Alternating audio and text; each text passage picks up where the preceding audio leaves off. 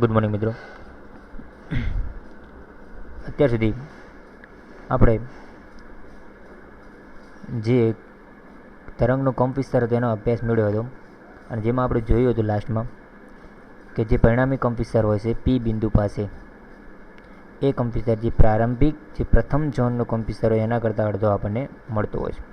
અને એના પહેલાં આગળ જોઈએ તો એમાં આપણે જોયું હતું કે કંપ વિસ્તાર એ ઘટતો જાય છે. જેમ જેમ ઝોનનો ક્રમ વધતો જાય છે એમ કંપ વિસ્તારમાં ઘટાડો થતો જાય છે. ઓકે, તો અહીંથી આપણે જોઈએ તો પ્રથમ ઝોનનો કંપ વિસ્તાર અને દ્વિતીય ઝોનના કંપ વિસ્તાર વચ્ચે બહુ તફાવત નથી હોતો, પરંતુ જો પ્રથમ ઝોન અને એન ઝોનની વાત કરીએ તો આપણે કહેતા હતા કે જે કંપ વિસ્તાર છે પ્રથમ ઝોનનો કંપ વિસ્તાર એ પ્રથમ ઝોનનો કંપ વિસ્તાર એ એન ઝોનના કંપ વિસ્તાર કરતાં ખૂબ જ મોટો હોય છે. એટલે કે ધીમે ધીમે કંપ વિસ્તારમાં શું થતો હોય છે? ઘટાડો થતો હોય છે. આ બધી વસ્તુ આપણે જોઈ. ઓકે, હવે તો આપણને આના ઉપરથી એક ખ્યાલ પડ્યો કે જેમ ઝોનનો ક્રમ વધતો જાય છે એમ કંપ વિસ્તારમાં ઘટાડો થતો જાય છે. અને કંપ વિસ્તાર અને તીવ્રતા વચ્ચે રિલેશન શું હોય? તો આપણે એ પણ જોયું હતું કે જે તીવ્રતા છે એ કંપ વિસ્તારના વર્ગના સમપ્રમાણમાં હોય છે. જો કંપ વિસ્તાર ઘટતો જાય તો તીવ્રતા પણ ઘટતી જાય છે. આથી જેમ જેમ ઝોનનો ક્રમ ક્રમ વધતો જાય છે એમ ઝોનના ક્રમ વધવાની સાથે તીવ્રતામાં ઘટાડો થતો જાય છે. કેમ કે કંપ વિસ્તાર ઘટે છે. ઓકે, તો હવે અહીંયા ઝોન ક્રમ પણ ડિપેન્ડ કરે છે એની બધી પ્રોસેસમાં તીવ્રતા માટે. તો શરૂઆતમાં જોઈએ તો સૌથી વધારે તીવ્રતા કોની હોય છે? પ્રથમ ઝોનની. પ્રથમ અર્ધાવત ઝોન છે એની તીવ્રતા સૌથી વધારે. પછી જેમ જેમ ઝોનનો ક્રમ વધતો જશે કે બીજો ઝોન, ત્રીજો ઝોન, ચોથો ઝોન, એ પ્રમાણે કંપ વિસ્તાર ઘટતો જાય છે. અને કંપ વિસ્તાર ઘટતો જાય તો પી પાસે એની તીવ્રતા શું થતી જાય છે? ઘટતી જાય છે. ઓકે, આ આપણે જોયું. તો અહીંયા જે ઝોન છે એ ઝોન એ તીવ્રતા એની ત્રિજ્યા પણ કહી શકીએ કે જો અહીંયા ત્રિજ્યા જેમ બને એમ વધતી જાય છે ઝોનની ત્રિજ્યા, એમ કંપ વિસ્તાર ઘટતો જાય છે. કેમ કે ત્રિજ્યા વધે મતલબ કે ઝોનનો ક્રમ વધે. તો આથી આપણે હવે અહીંયા એ ત્રિજ્યાનો ખ્યાલ મેળવશું. અને આપણો પ્રશ્ન એક અહીંયા એવો છે કે ધારો કે કોઈ છિદ્ર હોય અને એ છિદ્રમાંથી સમતલ તરંગ અગ્ર પસાર કરવામાં થાય, પ્રકાશને પસાર કરવામાં આવે તો એ છિદ્રથી કોઈ બી અંતરે રહેલું જે સ્ક્રીન છે અથવા પડદો છે, ઓકે, ત્યાં એની તીવ્રતા કેટલી હશે? તો આ આપણે ડિસ્ટન્સ બી દર્શાવી દઈએ જે અત્યાર સુધી દર્શાવતા હતા. અને એના ઉપર રહેલું જે બિંદુ છે ત્યાં મતલબ કે અહીંયા અથવા સ્ક્રીન ઉપર એની તીવ્રતા કેટલી હશે એનો આપણે ખ્યાલ મેળવવાનો રહેશે. ઓકે, અને આ ભાગ છે એક છિદ્ર બતાવેલું છે, એનો ઉપરનો ભાગ બંધ છે એવું સમજીએ. માત્ર આટલું છિદ્ર જ ખુલ્લું છે, અહીંયાથી પ્રકાશ પસાર થઈ શકશે નહીં, કે અહીંયાથી પણ પ્રકાશ પસાર થઈ શકશે નહીં, માત્ર આની અંદરથી પસાર થશે. અને એવું સમજો કે આ જે પ્રકાશ આવે છે એ સમતલ તરંગ અગ્રમાંથી જ આવે છે. પ્લેન વેવ ફ્રન્ટ જે કહીએ આપણે, ઓકે, જે સમતલ તરંગ અગ્ર છે એની અંદરથી પ્રકાશના તરંગો આવે છે અને એ આ છિદ્રમાંથી પસાર થાય છે. તો હવે અહીંયા આપણે જાણવું જરૂરી છે કે છિદ્રની ત્રિજ્યા કેટલી છે. કેમ કે આપણે જાણીએ છીએ કે ત્રિજ્યામાં વધારો થશે સામે તીવ્રતા એ પ્રમાણે ફેરફાર થતા હોય છે કે ત્રિજ્યા વધશે તો તીવ્રતા ઘટશે. પ્રથમ ઝોનની તીવ્રતા પ્રથમ ઝોન હશે તો એની તીવ્રતા સૌથી વધારે મળતી હોય છે. ઓકે, તો આપણો પ્રશ્ન એ રીતનો છે. સૌ પ્રથમ આપણે એ તીવ્રતાનો ખ્યાલ મેળવીએ, એની ત્રિજ્યાનો ખ્યાલ આપણે મેળવીએ. તો એ ત્રિજ્યા એ આપણે જાણીએ છીએ કે ત્રિજ્યાનું સમીકરણ આપણે મેળવવું હોય, ધારો કે અહીંયાથી આપણે ત્રિજ્યા મેળવી છે આટલા ભાગની, અથવા હું એમ કહું એન ઝોનની ત્રિજ્યા આપણે મેળવી છે. ઓકે, તો જેને આપણે આર એન તરીકે દર્શાવી છે. તો ત્રિજ્યા બરાબર શું લેતા હતા? એનું જે 300 જે અંતર હતું, બરાબર, પી સુધીનું અંતર, એના મતલબ કે ધારો કે અહીંયા M2 છે તો આપણે એવા MN વાત કરીએ કે MN થી પી સુધીનું અંતર હતું, એનો વર્ગ માઇનસ નીચેનું જે અંતર છે બી એનો વર્ગ. ઓકે, તો એન માટે આપણે લઈએ છીએ. તો ધારો કે આર એનની વાત કરીએ તો અહીંયા સમજો એ ત્રિજ્યા એન ઝોનની r n square is equal to b plus n lambda by 2નો સ્ક્વેર માઇનસ બી સ્ક્વેર તરીકે આપણે દર્શાવતા હતા. ઓકે, તો આનો આપણે સાદરૂપ આપી દઈએ તો વર્ગ કરી દઈએ તો પહેલા પદનો વર્ગ દર્શાવી દઈએ, 2 ગુણ્યા પહેલું અને બીજું પદ દર્શાવી દઈએ, અને એ જ પ્રમાણે બીજા પદનો પણ આપણે વર્ગ દર્શાવી દઈએ, માઇનસ બી સ્ક્વેર. ઓકે, તો આ બી સ્ક્વેર તો રિમૂવ થઈ ગયા, એ જ પ્રમાણે 2 પણ રિમૂવ થઈ ગયા. વધ્યા શું? B n lambda plus n square lambda square by 4. Okay, જે તમને આર એન સ્ક્વેરની કિંમત મળે છે. માટે આર એન બરાબર શું થઈ જશે? B n lambda plus lambda સ્ક્વેરને એન સ્ક્વેર અપોન 4નું 1/2. બરાબર, આપણે અહીંયા વર્ગ દૂર કરીશું, અહીંયા વર્ગમૂળ થઈ જશે. હવે આ બંને પદમાંથી હું એન બી અને લેમ્બડા એટલે આટલું પદ કોમન કાઢું છું. ઓકે, વર્ગમૂળની બહાર લઈશ એટલે આનું શું કિંમત થઈ જશે? વર્ગમૂળમાં કોમન લીધા છે. ઓકે, અહીંયા વધશે 1 અને આના છેદમાં ધારો કે એન અને લેમ્બડા તો એક રિમૂવ થઈ જશે. વધશે શું? બી નીચે અને ઇન્ટુ 4^1. ઓકે, આ રીતે આપણે એને દર્શાવી શકીએ છીએ. હવે જોઈએ તો આ તમને એક ત્રિજ્યા આર એન મળે છે. એન ક્રમના ઝોનની ત્રિજ્યાની વાત કરી કે એ આર એન જેટલી ત્રિજ્યા દર્શાવતા હશે. હવે જોઈએ તો આગળ તમને કીધું તે પ્રમાણે કે જે પ્રકાશની તરંગ લંબાઈ હતી એ તરંગ લંબાઈ એ જે અંતર હતું, અંતર કયું દર્શાવશે? બી. બી મતલબ કે જ્યાંથી પ્રકાશ ઉત્પન્ન થયો હતો અને જ્યાં પી બિંદુ સુધી એનું અંતર બતાવ્યું હતું. તો એ બી અંતર અને શું મેં તમને કીધું હતું કે તરંગ લંબાઈ અને બી અંતર શું સરખા હશે? ના. તો શું હોય છે કે બીની વેલ્યુ ખૂબ જ મોટી હોય છે તરંગ લંબાઈની સરખામણીમાં. ઓકે, તો સ્વાભાવિક છે અહીંયાનું આપણું સમીકરણ લઈએ આપણે. આર્યું સમીકરણ જોઈએ તો એન લેમ્બડા અપોન 4બીની વાત કરીએ તો જો લેમ્બડા બાય બી છે તો શું નાની કિંમત ને ખૂબ નાની કિંમત ને ખૂબ મોટી કિંમત વડે ભાગવામાં આવે તો શું થાય જવાબ? એ જવાબ એનો શું આવે? નિયરલી ઇક્વલ ટુ 0 જ આવે. આથી આપણે આ વેલ્યુ બરાબર પાડવા શું દર્શાવી દઈએ? 0 દર્શાવી દઈએ. તો આખું સમીકરણ જે વર્ગમૂળની અંદર છે એ કિંમત શું બની જશે? 0. માટે તમને જે એન ક્રમની ત્રિજ્યા મળશે આર એન એ તમને મળશે √n બી લેમ્બડા. ઓકે, તો એ ત્રિજ્યા ઝોનના ક્રમ ઉપર આધાર રાખે છે. કેમ કે ધારો કે મારે પ્રથમ ઝોનની ત્રિજ્યા વાત કરી હોય તો એન બરાબર હું 1 લઈ લઈશ અને એ જ પ્રમાણે અહીંયા પણ એન બરાબર 1 લઈ લો તો બી ઇન્ટુ લેમ્બડા.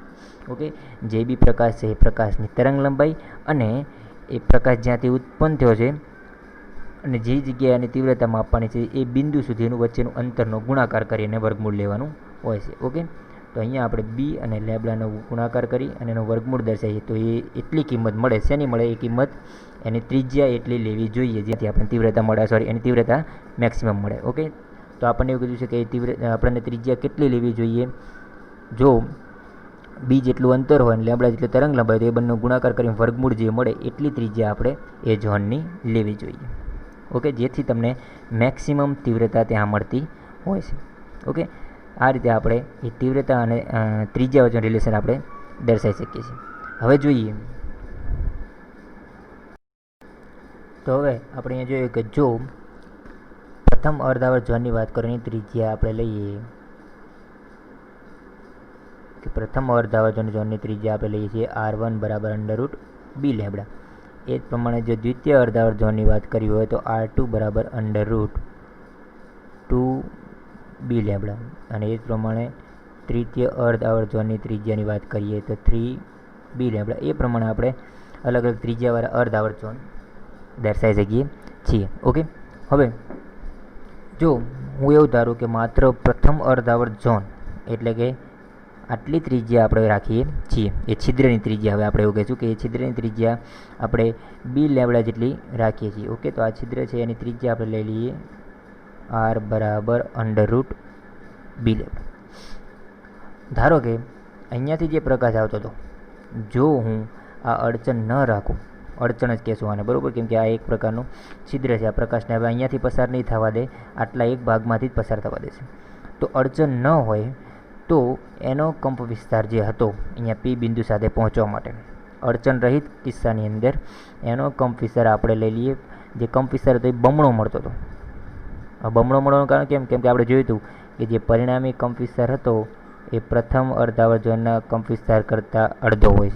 તો માત્ર હું પ્રથમ અર્ધાવર્ત ઝોનની વાત કરું તો 2u(p) મળે છે. એટલે કે જે પરિણામી કંપ વિસ્તાર હતો એનો બમણો આપણને પ્રથમ અર્ધાવર્ત ઝોનનો કંપ વિસ્તાર મળે છે જો આપણે આ વચ્ચે છિદ્ર ન રાખ્યું હોત તો. ઓકે, હવે જો કંપ વિસ્તાર બમણો મળે તો હવે તીવ્રતાની વાત કરીએ તો મેં તમને કીધું એ પ્રમાણે તીવ્રતા એ કંપ વિસ્તારના વર્ગના સમપ્રમાણમાં છે. તો જો કંપ વિસ્તાર તમને 2 UP એટલે કે બમણો મળતો હોય એટલે કે 2E સ્ક્વેર મળે આપણને. ઓકે, માટે હું લખી શકું કે 2E સ્ક્વેર બરાબર 4E સ્ક્વેર એટલે કે 4 ગણો મળે છે. તીવ્રતા આપણને શું મળશે એની 4 ગણી. જો કંપ વિસ્તાર બમણો લઉં તો તીવ્રતા મને કેટલી મળતી હશે 4 ગણી તીવ્રતા મળતી હશે. કોના કમ્પેરિઝનમાં? જ્યારે આપણે કોઈ પણ અડચણ રહિત કિસ્સાની વાત કરીએ છીએ ત્યારે. ઓકે કે એ વખતે તીવ્રતા તમને કેવી મળતી હશે કે 4 ગણી મળતી હશે. કે આપણે એમ કહી શકીએ કે સમગ્ર તરંગ અગ્ર છે એ કોઈ અડચણ વિના આગળ વધે. બરાબર, તો અડચણ વગર આગળ વધતા હોય તો પી પાસે એટલે કે જે આપણે સ્ક્રીન લઈએ છીએ સ્ક્રીન પાસે એની તીવ્રતા કેટલી મળશે 4 ગણી પ્રકાશની તીવ્રતા મળશે. તો આપણે પ્રથમ અર્ધાવત ઝોનની જ વાત કરીએ કે એને તીવ્રતા જે આપણને મળશે, ધારો કે આની અંદરથી જે અડચણ રહિત જશે મતલબ કે વચ્ચે પણ કોઈ પ્રોબ્લેમ નહીં હોય તો અહીંયા પહોંચતા એમની તીવ્રતા જેવી થઈ જાય છે 4 ગણી થઈ જાય છે. ઓકે, હવે જ પ્રમાણે બીજા અર્ધાવત ઝોનની વાત કરું મતલબ કે અહીંયા જે ત્રિજ્યા છે આ છિદ્રની એ ત્રિજ્યા હું કેવડી કરી દઉં બીજા અર્ધાવર્ત ઝોનની ત્રિજ્યા છે એના જેટલી એટલે કે 2B લેબડા જેટલી. તો હવે એ ત્રિજ્યા કરી દઉં એટલી તો સમજો કે અહીંયા 2 ઝોન ખુલ્લે થઈ જશે. એક પ્રથમ ઝોન પણ ખુલ્લો થઈ જશે અને દ્વિતીય ઝોન એટલે કે ધારો કે હું ત્રિજ્યા આટલી વધારી દઉં છું છિદ્રની. ઓકે, તો જો પ્રથમ ઝોન તો ખુલ્લો થઈ જ ગયો, એ સાથે સાથે દ્વિતીય ઝોન પણ ખુલ્લો થઈ જાય છે એવું આપણે કહી શકીએ. એટલે 2 ઝોન ખુલ્લા થઈ જાય છે. તો આપણે જાણતા હતા કે પ્રથમ ઝોનનો કંપ વિસ્તાર U1 લેતા હતા જ્યારે દ્વિતીય ઝોનનો કંપ વિસ્તાર -U2 લેતા હતા. ઓકે, એ બંને એકબીજાના વિરુદ્ધ દોલનો કરતા હતા. આપણે જોયું હતું 180 ડિગ્રીમાંથી. તો એમના કંપ વિસ્તાર જો આ રીતે વિરુદ્ધમાં હોય તો પરિણામે કંપ વિસ્તાર તેમનો શું થઈ જાય 0. જો કંપ વિસ્તાર 0 થઈ જાય તો આથી તીવ્રતા શું મળે એ પણ આપણને 0 મળે છે. ઓકે, તો કંપ વિસ્તાર 0 થવાથી તીવ્રતા પણ 0 થઈ જાય છે. આથી આપણે એમ કહી શકીએ કે 2 જો ત્રિજ્યા આપણે છિદ્રની ત્રિજ્યા કેટલી રાખીએ કે 2 અર્ધાવત ઝોન ખુલ્લા મુકાય એટલી ત્રિજ્યા રાખીએ તો તમને તીવ્રતા 0 થઈ જાય છે. મતલબ કે અહીંયા પ્રકાશની તીવ્રતા મળતી નથી સ્ક્રીન ઉપર. માત્ર પ્રથમ અર્ધાવત ઝોન ખુલ્લું રાખો તો પ્રકાશની તીવ્રતા મેક્સિમમ મળશે. પ્રથમ અને દ્વિતીય ખુલ્લું રાખો તો તીવ્રતા 0 થઈ જાય છે. 0 થવાનો મતલબ શું કે એ ભાગ પ્રકાશિત નહીં હોય. ખબર પડી? તો એ ભાગ કેવો છે ડાર્ક હશે તો એ તીવ્રતા શું થઈ ઘટી જાય છે 0 થઈ જાય છે એની. ઓકે, તો આવો ફેરફાર આપણે સિમ્પલ રીતે ધ્વનિ તરંગોમાં પણ કહી શકીએ.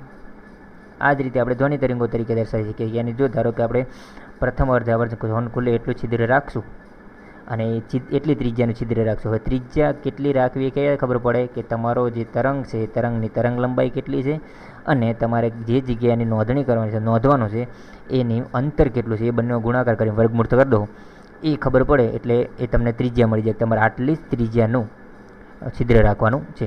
બરાબર, જેનાથી તમને મેક્સિમમ એની ઇન્ટેન્સિટી આપણને મળતી હોય છે. ઓકે, તો અહીંયા એક ઉદાહરણ દ્વારા સમજીએ કે ધારો કે આ ડિસ્ટન્સ જે બતાવ્યું છે એ ડિસ્ટન્સ 10 મીટરનું છે. ઓકે, ડિસ્ટન્સ કેટલું છે 10 મીટરનું. અને જે પ્રકાશ અહીંયા ધ્વનિ તરંગનો ઉપયોગ કરીએ કે એ ધ્વનિ તરંગની તરંગ લંબાઈ કેટલી બતાવેલી છે આપણને 1 મીટર. ધારો કે ધ્વનિ તરંગની તરંગ લંબાઈ 1 મીટર આપણે આપેલી છે અને ડિસ્ટન્સ આપણને 10 મીટર આપેલું છે.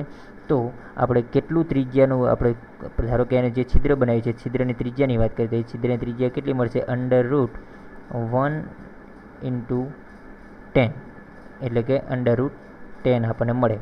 ઓકે, તો આ પ્રથમ છિદ્રની વાત કરીએ તો પ્રથમ ઝોનની વાત કરી કે જ્યાં આપણને મેક્સિમમ આપણને ઇન્ટેન્સિટી મળશે અને તીવ્રતા મળશે અવાજની. તો હવે ધારો કે એની વેલ્યુ બમણી કરી દેવામાં મતલબ કે બીજા જે ત્રિજ્યા છે વધારી દેવામાં આવે તો એટલે √20 થઈ જાય 2 × 10 થશે. બરાબર, તો એ તીવ્રતા જે ધ્વનિની તીવ્રતા હશે એ બી બિંદુ પાસે 10 મીટર પાસે એ શું થઈ જશે અચાનક જ ઇન્ટેન્સિટી શું થઈ જશે 0 થઈ જશે. પહેલાં આપણને મેક્સિમમ મળતી હતી પછી એની તીવ્રતા 0 થઈ જાય છે.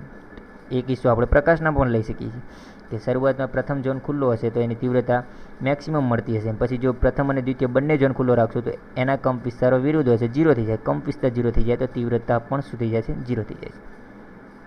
ઓકે, તો સ્ક્રીન ઉપર હું તમને કહું તો કઈ રીતે બને તો ધારો કે સ્ક્રીન ઉપર પ્રથમ ત્રિજ્યાની વાત કરીએ ઝોન ખુલ્લો હોય તો એ આ રીતે એક પ્રકાશની તીવ્રતા મળશે, તીવ્ર બિંદુ મળશે આપણે એવું કહીએ. ઓકે, આ રીતે તીવ્ર બિંદુ આપણને ત્યાં મળશે. પછી પ્રથમ અને દ્વિતીય ઝોન ખુલ્લો કરી દઈએ તો મતલબ કે હું દ્વિતીય ઝોનની વાત કરું તો ત્યાં જે વચ્ચેવાળો વ્હાઇટ ભાગ છે એની જ વાત કરું કે ત્યાં પ્રકાશ નથી વચ્ચેવાળા ભાગની અંદર. ઓકે, અને પછી ત્રીજો ઝોન ખુલ્લો કરીશ તો એ વચ્ચે મતલબ કે આ જે ડાર્ક ભાગ છે એ થોડોક વધારે ડાર્ક દેખાઈ દઈએ આપણે, તો આવી રીંગો મળશે. હવે એના પછીનો ઝોન હશે એ અપ્રકાશિત હશે.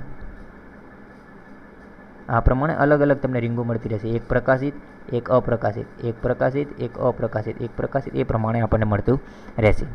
ઓકે, તો આવી રીંગો તમને બનતી રહેશે. એટલે આપણે જે આ વિવર્તનની વાતો કહીએ છીએ એ વિવર્તનની અંદર તમને આવી પેટર્ન્સ મળતી હોય છે. બરાબર, તો આ રીતે તીવ્રતા તમને પ્રશ્ન પૂછાય તો સૌથી વધારે મેક્સિમમ તીવ્રતાની વાત કરીએ તો ક્યારે મળે છે? જ્યારે પ્રથમ ઝોન ખુલ્લો હોય ત્યારે. પછી જેમ જેમ ખુલ્લો ત્રિજ્યા વધતી જશે એટલે કે ઝોનના ક્રમ વધતા જશે તો સાથે સાથે તીવ્રતા પણ ઘટતી જાય છે. કેમ? કેમ કે કંપ વિસ્તાર ઘટતો જાય છે તો તીવ્રતા પણ આપણને ઘટતી મળે છે. ઓકે, હવે જેમ આપણે આજે કિસ્સો દર્શાવ્યો ત્રિજ્યા અને અંતર માટે, એ જ સમીકરણ હું ફરી એકવાર દર્શાવું તો ધારો કે મારા આગળ સમીકરણ છે RN square is equal two NB lambda તરીકે આપણે દર્શાવીએ. બરાબર, કેમ કે RM બરાબર અંડરરૂટ NB લેમ્બડા તરીકે લઈએ. ઓકે, તો હવે ધારો કે હું એ સમીકરણ અહીંયા BN તરીકે લઈ લઉં. BN એટલે કે અંતર આપણે ચેન્જ કરવું છે. તો ધારો કે હું લખી નાખું BN બરાબર RN અથવા R square upon N lambda. હવે જો આ કિસ્સાની અંદર થશે શું કે આર્યા કિસ્સાની અંદર ધારો કે તમને ત્રિજ્યા નિશ્ચિત આપી છે. બરાબર, નિશ્ચિત ત્રિજ્યાનું છિદ્ર આપી દીધું. તમને કીધેલું જ છે કે કોઈ R ત્રિજ્યાવાળું છિદ્ર છે જ. બરાબર, એટલે હવે એ છિદ્રની ત્રિજ્યામાં કોઈ ફેરફાર નહીં થાય અને તમારે મેક્સિમમ તીવ્રતા મેળવવી હોય અને બીજું સાથે સાથે શું આપી દીધું છે? નિશ્ચિત ત્રિજ્યા પણ આપી છે અને તરંગ લંબાઈનો પ્રકાશ પણ આપી દીધો છે કે મેક્સિમમ લેમ્બડા તરંગ લંબાઈનો પ્રકાશ છે. ઓકે, તો હવે તમને એવું કીધું છે કે તમારે મેક્સિમમ તીવ્રતા મેળવવી હોય તો એ સ્ક્રીનને કેટલા અંતરે રાખવું જોઈએ? જે સોર્સ છે ત્યાંથી સ્ક્રીનને આપણે કેટલા અંતરે રાખવું? ઓકે, તો એ BNની વાત કરીએ તો આપણે એ જ સમીકરણ ઉપરથી માત્ર BN તરીકે દર્શાવશું. કેમ? કેમ કે અહીંયા એના વેલ્યુ બદલાશે. આથી આપણે કોન્સ્ટન્ટ નથી એટલે એ BN તરીકે દર્શાવીએ. માટે એ BNની કે અહીંયા R એ કોન્સ્ટન્ટ છે એટલે હું RN નહીં દર્શાવું પરંતુ R સ્ક્વેર દર્શાવીશ. બરાબર, એની ચેન્જીસ નથી થતા. N અપોન લેમ્બડા પ્રમાણે તમને વેલ્યુ મળે છે. જો ત્રિજ્યા નિશ્ચિત હોય, તરંગ લંબાઈ નિશ્ચિત હોય તો પ્રથમ ઝોનની વાત કરીએ તો પ્રથમ ઝોન ખુલ્લો મળ્યો હોય તો B1 R square upon lambda. એટલે કે B1 જેટલા અંતરે હું જો એ સ્ક્રીનને રાખીશ એ R ત્રિજ્યાવાળા સોર્સ આગળ. બરાબર, કેટલા અંતરે? B1 જેટલા અંતરે. તો એ ત્રિજ્યાનો વર્ગ કરી અને જે બી તરંગ લંબાઈનો પ્રકાશ હું માપાત કરું છું એ પ્રકાશ વડે એ તરંગ લંબાઈ વડે હું ડિવાઈડ કરીશ ને જે બી અંતર મળશે એને હું એ અંતરે હું શું કરી દઈશ? સ્ક્રીનને ગોઠવી દઈશ અને સ્ક્રીનને ગોઠવીશ એટલે મને તીવ્રતા કેટલી મળશે? મેક્સિમમ એટલે કે 4 ગણી તીવ્રતા મને ત્યારે મળશે. તો આ પ્રમાણે જો તમને ત્રિજ્યા એટલે કે એક છિદ્રની વેલ્યુ કોન્સ્ટન્ટ આપી દીધી હોય તો તમારે શું કરવું પડે? એ સ્ક્રીનનું સ્થાન ચેન્જ કરવું પડે, જેના માટે તમે B બદલાવવો પડે છે. ઓકે, તો એ કયા સ્થાને રાખવું જોઈએ? તો કે ત્રિજ્યાનો વર્ગ કરો અને તરંગ લંબાઈને ગુણોત્તર કરો, મતલબ ભાગી દો તરંગ લંબાઈ વડે. જે બી વેલ્યુ આવે એટલા સ્થાને આપણે ગોઠવશું જેનાથી તમને મેક્સિમમ તીવ્રતા મળશે. કેમ કે એ વખતે પ્રથમ ઝોન ખુલ્લો મળે છે અને તીવ્રતા પછી શું થઈ જાય છે? 4 ગણી થઈ જતી હોય છે. આ પ્રમાણે આપણે અલગ અલગ ઝોન માટે અથવા અલગ અલગ ત્રિજ્યા માટે આપણે અલગ અલગ અંતર દર્શાવી અને એની વેલ્યુ આપણે મેળવી શકીએ છીએ. ઓકે, પછી જો એવું બને કે દ્વિતીય ઝોનની વાત કરી હોય તો આપણે જે બીજા ઝોન માટે છે એ સ્ક્રીન અથવા એમ કે દ્વિતીય ઝોનમાં શું થતું હોય છે કે એની વેલ્યુ શૂન્ય થઈ જતી હોય છે. જેમ કે જ્યારે આપણે સેકન્ડ ઝોનની વાત કરીએ છીએ, સેકન્ડ ઝોન ખુલ્લો મૂકીએ તો પ્રથમ અને સેકન્ડ ઝોન બંને ભેગા થઈ અને એનો કંપ વિસ્તાર શું બની જાય છે? 0 થઈ જતો હોય છે. આથી તીવ્રતા પણ આપણે શું મળતી હોય છે? 0 મળતી હોય છે. ઓકે, તો ત્રીજા માટે એની વેલ્યુ થોડીક વધારે મળશે. તો આ રીતે આપણે અલગ અલગ તીવ્રતાઓ કોઈ P બિંદુ પાસે નોંધી શકીએ છીએ. ઓકે, તો આ વાત થઈ કે કોઈ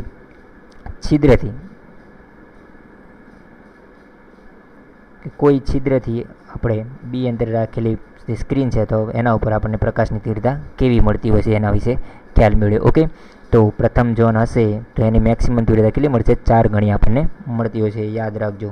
કેમ? કેમ કે કંપ વિસ્તાર બમણો થાય છે. કંપ વિસ્તાર બમણો થાય એનો વર્ગ કરું તો 4 જેટલો અથવા 4 ગણો થઈ જાય છે એની તીવ્રતા આપણને. Okay, thank you.